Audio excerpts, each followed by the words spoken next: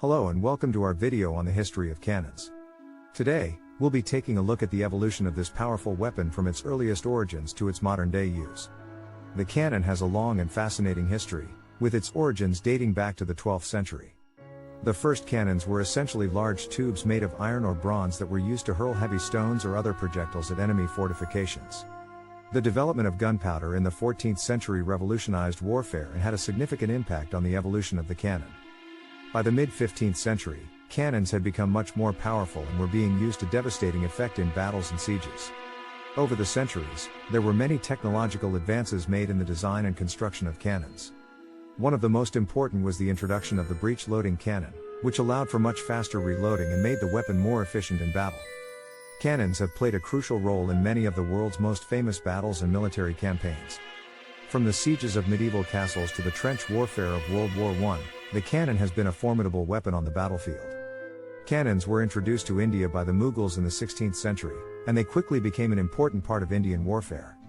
One of the most famous examples of the use of cannons in Indian warfare is the Battle of Panipat in 1526.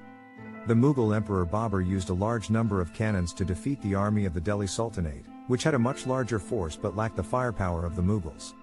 Cannons were also used extensively by the Marathas in the 18th century. The Marathas had a large number of cannons, which they used to devastating effect in their battles against the Mughals and other Indian kingdoms. In addition to their use in battle, cannons were also used in Indian forts and fortifications. The walls of many Indian forts were built to withstand cannon fire, and the placement of cannons on the walls made it difficult for enemy armies to breach them. Today, the cannon is still in use in many countries around the world, although its role has changed significantly. While cannons are still used in some military applications, they are more commonly used in ceremonial roles, such as firing salutes or during historical reenactments. So there you have it, a brief history of the cannon.